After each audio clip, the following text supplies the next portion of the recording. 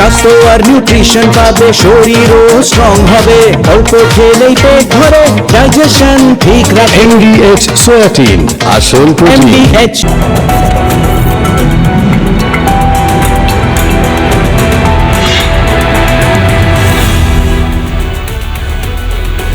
নমস্কার, দেখছেন রিপাবলিক বাংলা। আপনাদের সঙ্গে রয়েছে আমি পৌলমী। শুরু করছি জেলা সদর। হুগলির চুঁচুড়া পুরসভাতে ব্যাপক উত্তেজনা। প্রাক্তন পুরপ্রধান অমিত রায়কে ঘেরাও করে বিক্ষোভ দেখালেন স্থানীয় বাসিন্দারা। এমনকি উঠল চোর চোর স্লোগান। তাকে একেবারে ধাক্কা মেরে গেটের বাইরে বের করে দিলেন বিক্ষোভকারীরা। হুগলি চুঁচুড়া পৌরসভায় বিক্ষোভ। গেটের সামনে বিক্ষোভে প্রথমে সামিল হয় বিজেপি কর্মী এবং সাধারণ মানুষ। তারপরে দেখা যায় যে পৌরসভার ভিতরে গিয়েও তারা বিক্ষোভ দেখাতে থাকে। যখন গেটের সামনে আসে প্রাক্তন চেয়ারম্যান, তাকে দেখে কিন্তু বিক্ষোভ দেখায় এবং চোর চোর স্লোগান ওঠে। তাকে লক্ষ্য করে ডিমও ছোড়া হয়।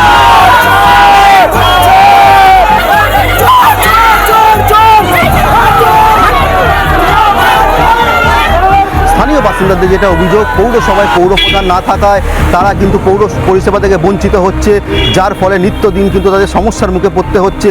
আমরা যথারীতি যে শান্তিপূর্ণভাবে পুলিশ আছে, পুলিশের সামনে বাধা দিয়ে বার করে দিচ্ছে, কাউকে ঢুকতে দিচ্ছে না, বলছে ভোট গঠন হবে না, অথচ ভোট আগামী ফেব্রুয়ারি মার্চে।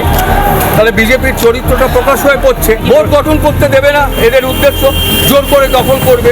কিছু টিএমসি কাউন্সিলরদের যে ভোট গঠনের কথা চলছে এরকম শুনতে পেয়েছি, তাই আমরা এই চোর টিএমসি কাউন্সিলরদের চাই না।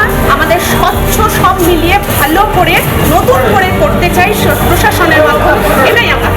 হুগলি চুঁচুড়া পৌরসভায় যে বিক্ষোভের ফলে কিন্তু দেখা যায় যে পৌরসভার ভিতরে যে পরিষেবা, সেই পরিষেবা থেকে অনেকটাই সাধারণ মানুষ যাতে না পায়, সেখানেও তারা বিক্ষোভ দেখায়। সরকারিভাবে পৌর প্রশাসক বসানো হোক চুঁচুড়া পৌরসভায়, এমনটাই জানাচ্ছে স্থানীয় বাসিন্দারা। হুগলি থেকে সুজিত গৌড়, রিপাবলিক বাংলা। সময়ের সঙ্গে সঙ্গে আরও জালে তৃণমূল কংগ্রেসের একের পর এক নেতা।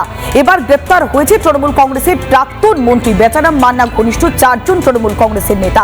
অন্যদিকে নদিয়ার নাকাশিপাড়াতে তৃণমূল কংগ্রেসের সভাপতি জুব্বার শেখকেও গ্রেপ্তার করা হয়েছে। অন্যদিকে জলপাইগুড়িতে আইএনটিটিউসির সভাপতি পুলিশের জালে। প্রাক্তন মন্ত্রী বেচারাম মান্নার ঘনিষ্ঠ 4 জন তৃণমূল নেতাকে গ্রেপ্তার করল চণ্ডীতলা থানার পুলিশ।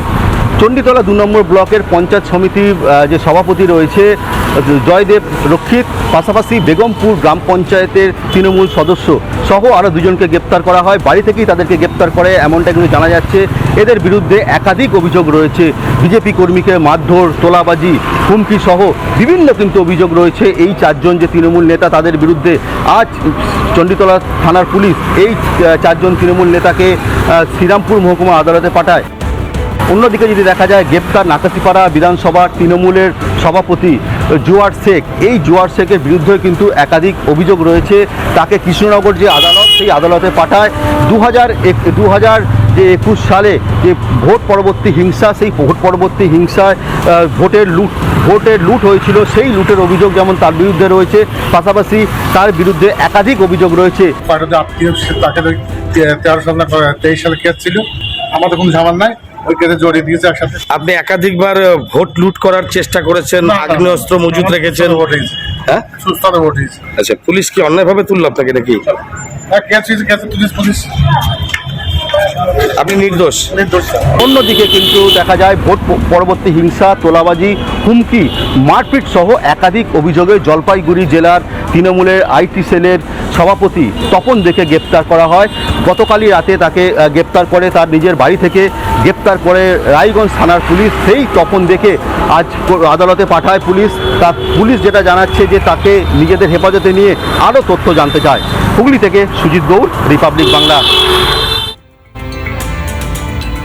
রাত পহালে 21শে জুলাই, কিন্তু তার আগেই আসানসোলে একদিকে ঋতব্রতপন্থী, অন্যদিকে কালীঘাটপন্থী তৃণমূলের মধ্যে চলছে টান টান নাটক। একদিকে শক্তি প্রদর্শন করছে ঋতব্রতপন্থী তৃণমূল, অন্যদিকে পুরসভায় দুর্নীতির অভিযোগের সরব হয়েছে কালীঘাটপন্থীরা। এমনকি পুরমন্ত্রীর দ্বারস্থ হয়ে সমস্ত কিছু তারা তুলে ধরবেন, এমন হুঁশিয়ারি দিয়েছেন কালীঘাটপন্থী তৃণমূল কংগ্রেসের নেতা শিবদাসন। এই যখন 2 শিবিরের মধ্যে টানাপোড়েন চলছে, যখন নাটকীয় মোড় নিয়েছে, 2 শিবিরকে একেবারে তুলোধরা করেছে বিজেপি। রাত বেরোলেই 21 জুলাইয়ের সভাকে ঘিরে দুই তৃণমূল পন্থীর মধ্যে যে তৎপরতা, সেই তৎপরতা কিন্তু আসানসোলে কয়েকদিন আগে আমরা দেখেছি যে আসানসোলের রাহা লেনে তৃণমূলের একটি দলীয় কার্যালয়ে 21শে জুলাইকে সামনে রেখে সভা করেছিলেন দলীয় নেতা কর্মীদের সঙ্গে সভা করে গেছেন কল্যাণ বন্দ্যোপাধ্যায়, দুর্গাপুরের সাংসদ কীর্তি আজাদ, মলয় ঘটক এবং অন্যান্য তৃণমূলের নেতারা। ঠিক তারপরেই আবারও ঋতব্রত পন্থী যারা রয়েছেন তারাও কিন্তু 21 জুলাই সভাকে ঘিরে বৈঠক করলেন। 21শে জুলাইয়ের সভাকে সামনে রেখে দুই পন্থীর মধ্যে যে বাদানুবাদ, সেই বাদানুবাদের দিকটিও কিন্তু সামনে এসেছে। এখনো পর্যন্ত 50টা বাস আর ছোট গাড়ি হয়েছে আর কি, দেখছি 150 ছোট গাড়ির মতো। 21শে জুলাই তৃণমূল কংগ্রেস কর্মীদের আবেগ, মানুষ যাবে। মিউনিসিপাল কর্পোরেশনের আন্ডারে আছেন, এই 5টা বিধানসভা গো আর হারবে কেন? সব একটা লুঠেরা কর্পোরেশন ছিল, চোর কর্পোরেশন ছিল, যার সর্দার ছিল মেয়র থেকে শুরু করে ডেপুটি মেয়র থেকে শুরু করে বাকি কিছু লোক যার সর্দার ছিল। এরা পার্টিকে ডুবিয়ে দিয়েছে, যার সঙ্গে আসানসোলে মানুষকে বরবাদ করে দিয়েছে। স্বাভাবিকভাবে রাজনৈতিক যে চাপানোতর, সে চাপানোতর শুরু হয়েছে। বিজেপির পক্ষ থেকে বলা হয়েছে যে তৃণমূল নেতাদের দুর্নীতির দিকটি এইভাবেই সামনে আসছে। ধরুন আমরা আগামী 25 বছর বাংলায় প্রথম স্থানে থাকবো, তো সেকেন্ড পজিশন থার্ড পজিশন জন্য কারা নিজেদের মধ্যে মারামারি করছে সেটা নিয়ে আমরা এত অ্যাটেনশন আমাদের দেবো কেন? এটা আসানসোলের মানুষের মনোরঞ্জন হবে আর কি আছে। আসানসোল থেকে ব্রজ ব্যানার্জি, রিপাবলিক বাংলা। প্রাথমিক শিক্ষক নিয়োগে দুর্নীতি, আর সেই দুর্নীতির অভিযোগে অনুব্রত মণ্ডল, জীবনকৃষ্ণ সাহা সহ মোট 6 জনের বিরুদ্ধে একটি মামলার প্রেক্ষিতে তদন্ত শুরু হয়ে গিয়েছে। আদালতে পরিষ্কার করে দিয়েছে পুলিশ।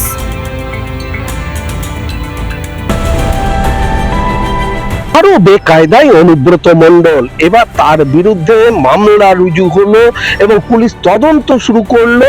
অভিযোগ হচ্ছে যে অনুব্রত মণ্ডল, বড়োয়ার প্রাক্তন বিধায়ক জীবনকৃষ্ণ সাহা, অনুব্রত মণ্ডলের ভাগ্নে তথা বীরভূম জেলা প্রাথমিক সংসদের প্রাক্তন চেয়ারম্যান রাজা ঘোষ সহ 6 জনের বিরুদ্ধে অভিযোগ হচ্ছে যে তারা চাকরি দেওয়ার নাম করে, শিক্ষকতার চাকরি দেওয়ার নাম করে দফায় দফায় টাকা নিয়েছিল এবং কল্যাণ ঘোষ নামে এক ব্যক্তি, তাকে অ্যাপয়েন্টমেন্ট লেটারও দেওয়া হয়েছিল, কিন্তু তিনি কোথায় জয়েন করবেন, কোথায় কাজে যোগদান করবেন তার উল্লেখ ছিল না।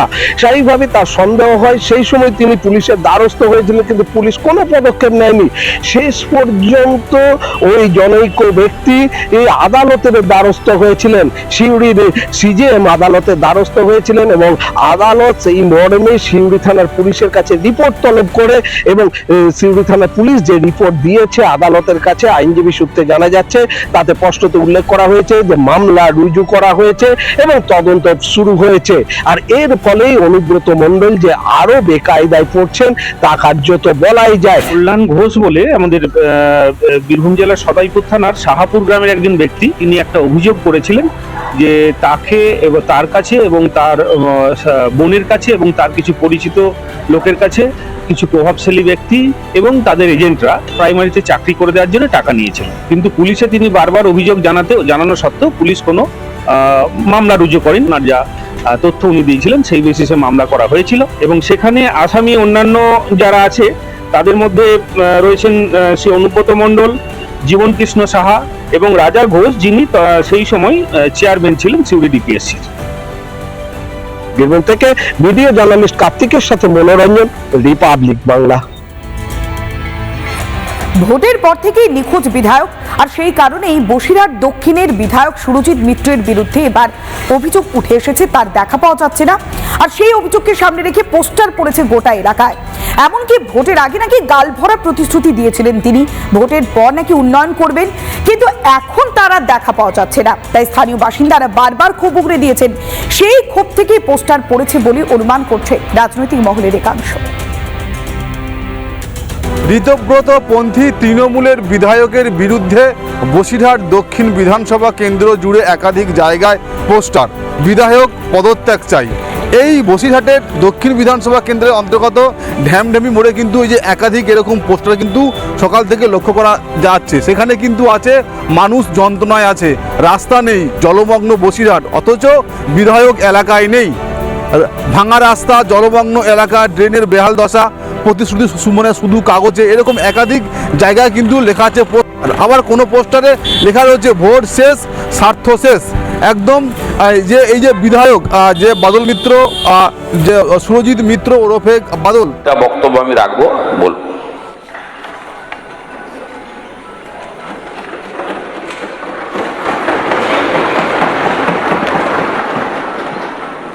মাননীয় অধ্যক্ষ মহোদয়, আগামীকাল 21শে জুলাই এই দিনটাকে ব্যবহার করে অনেকে অনেক কিছু করে নিয়েছেন। শুধু রাজনৈতিক পদ বা সরকারি ক্ষমতা নয়, ব্যক্তিগত বিষয় সম্পত্তি, আমেরিকা চার্টার ফ্লাইটে ঘোরা, হরিশ চ্যাটার্জি হরিশ মুখার্জি স্ট্রিটে 38টা প্লটের মালিক হওয়া, অসংখ্য প্রাসাদের মতো বাড়ি তৈরি করা, অনেক অনেক কিছু করে নিয়েছেন। কিন্তু 21শে জুলাই কি হয়েছিল, কেন হয়েছিল, কারা করেছিল, পশ্চিমবাংলার 11 কোটি জনতা জনার্দন এখনো জানতে পারল না। কমিশন অনেক আগে রিপোর্ট দিয়েছে। নিয়ম হলো কমিশনের রিপোর্ট পাওয়ার পরে মন্ত্রিসভাকে জ্ঞাত করে সেটা বিধানসভাতে টেবিল করা যায়, অথবা বিধানসভা না চললে জনসমক্ষে আনা যায়। যেহেতু বিধানসভা চলছে, তাই আমি অন্য কোনো প্ল্যাটফর্ম থেকে এটা করতে পারি না। বিধানসভা আমাদের কাছে মন্দির, গণতন্ত্রের সবচেয়ে বড় মন্দির। সেই বিধানসভাতে আমি এটা সচিব মহোদয়কে দিয়ে দিলাম আপনার অনুমতি নিয়ে। সেখান থেকে যারা চাইবেন অপারেটিং পার্ট চিঠি করলে ফটোকপি পেয়ে যাবেন, যা নিয়ম রয়েছে। বিচারপতি Sushanta Kumar Chatterjee commission of inquiry, স্বরাষ্ট্র রাজনৈতিক দপ্তরের বিজ্ঞপ্তি নম্বর 6256 P/44/12/11 তারিখ 4/11/2011 রাজ্য সরকার কর্তৃক গঠিত 1993 সালের 21শে জুলাই মহাকরণ অভিযানের তদন্ত। কমিশনের পর্যবেক্ষণ সুপারিশে পরে আসার আগে এই কমিশন কাদের কাদের ডেকেছিল, মোট 44 জনকে ডেকেছিল। এর মধ্যে উল্লেখযোগ্য কয়েকটি নাম আমি আপনাদের কাছে রাখছি। 1 নম্বর, লেট বুদ্ধদেব ভট্টাচার্য, প্রাক্তন মুখ্যমন্ত্রী প্রয়াত। Shri N Krishnamurthy chief secretary দিদেন, শ্রী মনীষ গুপ্ত হোম সেক্রেটারি দিদেন, Tusharkanti Talukdar commissioner of police, সব ওই সময়ের। Shri Kanwaljit Singh joint commissioner of police, Rajkamal Johri joint commissioner police, Shri Dinesh Chandra Bajpai additional CP, Shri Prabir Kumar Das ex OC Hastings, Shri DN Biswas ex DC headquarter, Shri Siddhartha Roy ex DC CD, Shri D K Ghoshal ex sergeant, Shri Kiriti Sengupta x DC SB, Shri বিমান Bose left ফ্রন্টের যিনি chairman ছিলেন,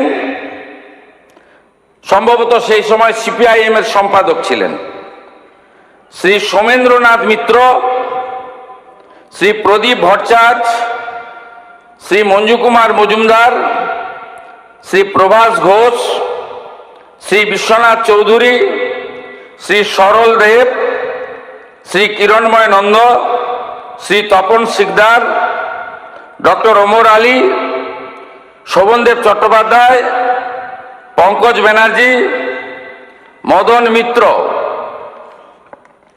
সৌগত রায়, রুমা মুখার্জি, রীতা মুখার্জি, অনিন্দ জানা, রাজীব বসু, শুভম দত্ত, অমিত ধর ইত্যাদি মোট 44 জন। সবচেয়ে বড় যিনি সাক্ষী হিসেবে নিজেকে দাবি করেন, প্রাক্তন মুখ্যমন্ত্রী মমতা বন্দ্যোপাধ্যায়কে কমিশন ডাকার প্রয়োজন মনে করেনি। হয়তো আলাদা করে বলে দিয়েছিলেন যে আমাকে ডাকবেন না। সবাই উপস্থিত হয়েছেন, কেউ কেউ কোশ্চেন হিয়ারিং এর উত্তরও দিয়েছেন পাঠানো প্রশ্নের। একজন রিফিউজ করেছিলেন যে আমি সাক্ষী দিতে যাব না, তার নাম হলো প্রাক্তন অপোজিশন লিডার 2001 থেকে 2006 প্রয়াত পঙ্কজ ব্যানার্জি। তিনি বলেছিলেন, তার স্টেটমেন্টে ইংরেজিতে রেকর্ড করা আছে, তাই আমি ইংরেজিতেই পড়ছি। When summoned by the commission as the first victim of the 1993 agitation, where he sustained head injury, that means late Pankaj Banerjee, expressed his inability to depose and gave a statement to the media that I believe that the person solely responsible for the firing was none other than the Home Secretary Monish Gupta. But the culprit has been given a berth in the Mamata Banerjee cabinet. It is quite apparent why the commission could not take his name or hold Monish Gupta responsible. The commission did it under the direction of the powers that be. এই স্টেটমেন্টটা উনি দিয়েছিলেন Times of India 1/1/2015, কমিশনকেও জানিয়েছেন internally আর পাবলিকলিও বলেছেন। আর বাকিরা গেছেন। এই কমিশনের যে ইনকোয়ারি রিপোর্ট, সেই ইনকোয়ারি রিপোর্টে কমিশন যে মূল অবজারভেশনগুলো দিয়েছে, যা এটাতে আছে, পি নীরজ নয়ন, প্রিন্সিপাল সেক্রেটারি, এটাতে আমি বাংলা করে আপনাদেরকে বলছি।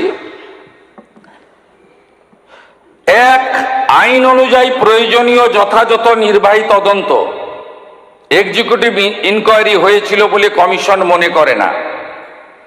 সম্পূর্ণ নির্বাহী তদন্ত প্রক্রিয়াটি ন্যায্য, যথাযথ, সরল বিশ্বাসে সম্পন্ন হয়েছে বলে প্রতীয়মান হয় না। নির্বাহী তদন্তের রিপোর্ট এবং সংশ্লিষ্ট অন্যান্য রিপোর্টের অনুপস্থিতি বিচার বিভাগীয় পর্যালোচনার আওতার বাইরে চলে গেছে, ফলে পুলিশি গুলিচালনার যথার্থতা প্রমাণিত হয় না। তৎকালীন পুলিশ কমিশনার তুষারকান্তি তালুকদারের রিপোর্ট আধিকারিকদের বিবৃতির সঙ্গে যথেষ্ট অসামঞ্জস্যপূর্ণ। তৎকালীন পুলিশ কমিশনার প্রকাশ্যে অস্বীকার করেছেন, বিতর্কিত করেছেন এবং কার নির্দেশে পুলিশ গুলি চালানো হয়েছিল সেই প্রকৃত তথ্য প্রকাশ করতে অস্বীকার করেছেন। মহাকরণ থেকে সমস্ত প্রাসঙ্গিক নথিপত্র কেন পাওয়া যাচ্ছে না তা গ্রহণযোগ্য বলে মনে করা হয়নি। তখনকার মুখ্যমন্ত্রী কে ছিলেন, যিনি কালকে কালীঘাট তৃণমূলের কর্মসূচিতে হয়তো যাবেন। তিনি তথ্য সরবরাহ করেননি, তিনি একটাও নথি দেননি, কারণ ওনার পাওয়ার মিনিস্টার ফেঁসে যাওয়ার প্রভূত সম্ভাবনা ছিল। 5, সমস্ত জনসাধারণ, মাননীয় নেতৃবৃন্দ, সাংবাদিক ও পুলিশ আধিকারিকদের বিস্তারিত সাক্ষ্য প্রমাণ থেকে সেই সাক্ষ্যের প্রমাণ মূল্য বিচার করে কমিশন বিচক্ষণতার সঙ্গে দেখতে পেয়েছে যে রাইটার্স বিল্ডিং থেকে বহু দূরে অবস্থানরত জনতাকে নিয়ন্ত্রণ করার জন্য গুলি চালানোর প্রয়োজন ছিল না। 6, রাইটার্স বিল্ডিং আক্রমণের আশঙ্কা কাল্পনিক ছিল। যেসব স্থানে গোলযোগ হয়েছিল, যেখানে গুলি চালানো হয়েছিল, তাই রাইটার্স বিল্ডিং থেকে অনেক দূরে। কমিশন সিদ্ধান্তমূলক দেখতে পেয়েছে যে Mayo Red Road, Dorina crossing, metro সিনেমার সামনে, এসপ্লানেড রোতে যে গুলি চালানো হয়েছিল তার সবকটি ছিল অপ্রয়োজনীয়, উস্কানিবিহীন এবং অযৌক্তিক। এগুলো কমিশন পরপর অবজারভেশন দিয়ে গেছে। এবারে রেকমেন্ডেশন পার্টটা আমি আপনাদেরকে বলছি, বাকি সমূহ তথ্য এখানে আছে আপনার রিপোর্টে। কমিশনের সুপারিশ, রাইটার্স বিল্ডিংয়ে কিভাবে প্রয়োজনীয় গুরুত্বপূর্ণ নথিপত্র সংরক্ষণ করতে পারছে না সে বিষয়ে কার্যকর ব্যবস্থা গ্রহণ করা রাজ্য সরকারের দায়িত্ব। রাজ্য সরকার সে দায়িত্ব পালন করেনি, তখন সিপিএম ছিল না, তখন তৃণমূল কংগ্রেসেরই সরকার ছিল। রাইটার্স বিল্ডিংয়ে প্রয়োজনীয় নথিপত্র সংরক্ষণ না করার দায়িত্ব চিহ্নিত করার জন্য যথাযথ, প্রকৃত, সরল বিশ্বাসে আইনসঙ্গত পদক্ষেপ শুরু করা উচিত। 2026 সালের নির্বাচনের আগে পর্যন্ত এ বিষয়ে কালকে যারা ভাষণ দেবেন তাদের ভূমিকা নেতিবাচক ছিল, উদাসীন ছিল। ভবিষ্যতে অনুরূপ দুর্ঘটনা এড়াতে রাইটার্স বিল্ডিংয়ে অবস্থিত রাজ্য সরকারের সদর দপ্তরে ও লালবাজারে পুলিশ দপ্তরে নথিপত্র হারিয়ে যাওয়ার কারণ সম্পর্কে যথাযথ তদন্ত করা উচিত। এক্ষেত্রেও আপনারা আপনাদের দায়িত্ব পালন করেননি। যে সমস্ত ভুক্তভোগী মারা গেছেন, যে সমস্ত ভুক্তভোগী আহত হয়েছেন, তারা ক্ষতিপূরণ পাওয়ার যোগ্য, কারণ তারা একটি আন্দোলনে অংশগ্রহণ করার জন্য কষ্ট ভোগ করেছেন। মৃত ভুক্তভোগীদের শহীদ হিসেবে গণ্য করা উচিত এবং এদেরকে শহীদ হিসেবে গণ্য করার রেকমেন্ডেশন করেছেন। কমিশন যে 12 জনকে পোস্টমর্টমের পরে চিহ্নিত করা হয়েছে, তাদের পরিবার, তাদের প্রত্যেককে 25 লক্ষ করে টাকা আর আহতদের 5 লক্ষ করে টাকা দেওয়ার সুপারিশ করছে। কি করেছেন আপনারা? আপনারা মৃতদের দিয়েছেন 2 লক্ষ করে টাকা আর আহতদের দিয়েছেন 15,000 করে টাকা। লজ্জা লাগে না?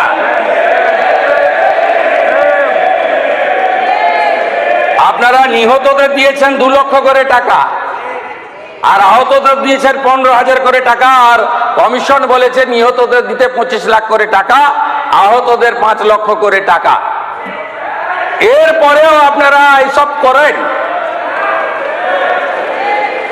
আমি এই রিপোর্ট পেশ করে আহত এবং ক্ষতিগ্রস্ত পরিবারকে বলবো, আপনারা যদি ফ্রেশ এফআইআর করতে চান সে সুযোগ বর্তমান সরকার দেবে। আপনারা যদি কমিশনের সুপারিশ মতো ক্ষতিপূরণ বর্তমান সরকারের কাছে চান, মুখ্যমন্ত্রী রিলিফ ফান্ড থেকে আমি সেই ক্ষতিপূরণ দেব। আর যারা আপনাদেরকে ব্যবহার করে এমপি হলো, এমএলএ হলো, মন্ত্রী হলো, মুখ্যমন্ত্রী হলো, চার্টার ফ্লাইটে চললো, হেলিকপ্টারে আকাশে থাকলো, বাড়ি গাড়ি সম্পত্তি করলো, দুবাই গেল, সিঙ্গাপুর গেল, আমেরিকার হপকন্সে চিকিৎসা করালো, তাদের থেকে আপনারা দূরে থাকবেন। সাথে সাথে আমি এই হাউসকে বলছি যে আমাদের কাছে আরো বেশ কিছু তথ্য আছে, আমরা প্রয়োজন মতো সেগুলো প্রকাশ করব। যেমন আমফানের ক্যাগ রিপোর্ট, যেমন কোভিডে মেডিকেল ইকুইপমেন্ট পারচেজ রিপোর্ট, সব তথ্য আমার কাছে আছে। তথ্য আমি বের করেছি, পাবলিক ডোমেনে আসা উচিত, বিধানসভার টেবিলে আসা উচিত, এবং আপনারা যা যা ধ্বংস এখানে করে গেছেন এটা পশ্চিমবঙ্গের লোককে জানানোর দায়িত্ব আমাদের সকলের।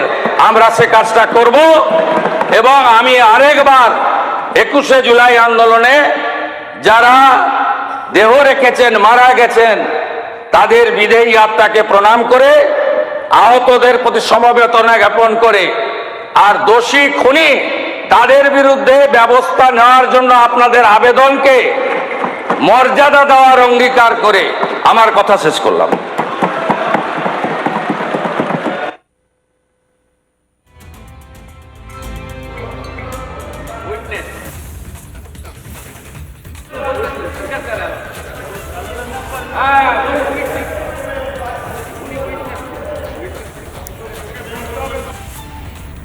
আপনি বলুন, আপনার নাম তো উইটনেসে আছে। এমডিএচ দম আলু, ডাল তড়কা এবং মাশরুম মশলা। এমডিএচ দিয়ে রান্না খাবার হবে মজাদার। এমডিএচ আপনাকে সর্বদা নতুন স্বাদ দিতে প্রতিবদ্ধ।